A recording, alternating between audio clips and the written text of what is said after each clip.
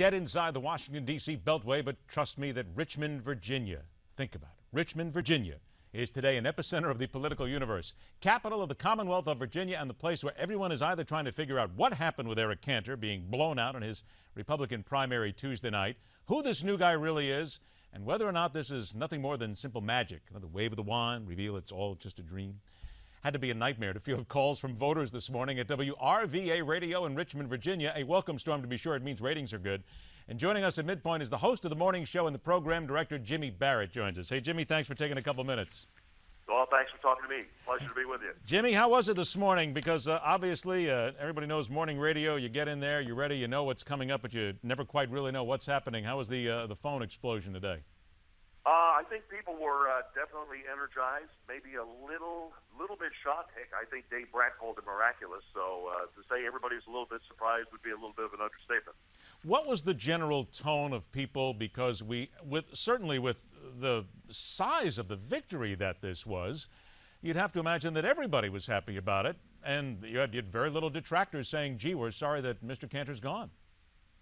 Well, you know, I think Eric Cantor lost his eye on the ball quite a while ago when it comes to representing the 7th Congressional District, of which I happen to be a resident. And once he became House Majority Leader, I think the feeling was in the district that he spent more of his time running around the country supporting other candidates and doing the work of that particular office, was not that available for his own constituents, wasn't talking about issues that were important to the people he represents. And I think we're generally in the mood when it comes to politicians these days that if you don't want to do what it is that we elected you to do, we just as soon get somebody else to do it. Were the folks today happy about this, the general tone of the callers you got this morning? I think they were, generally speaking. There's been a lot of criticism of Eric Cantor of late. There's been a lot of negative campaign ads that he was running. I'll be honest with you. The campaign ads that he was running television ads, trying to paint Dave Brat as a liberal college professor. You know, because he works at a college, he must be a liberal. And, you know, people know who Dave Brat, enough about Dave Brat to know who Dave Brat is. And I think those types of lies, then refusing to back off of those types of statements, got a lot of even Cantor supporters angry. Is there a feeling, at least among the electorate, and you certainly, you're a member of that electorate, that, okay, it was just time for a change. At this point, we had to do something to move things along?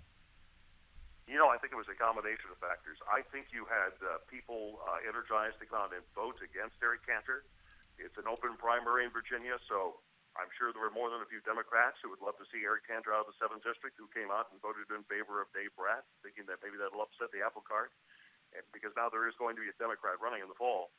And I think a part of it, too, honestly, were people who wanted to, quote-unquote, send Eric Cantor a message, didn't want to necessarily elect Dave Brat, but they wanted to send Eric Cantor a message. They wanted the vote to be close so that he would get the message and start paying more attention to his district.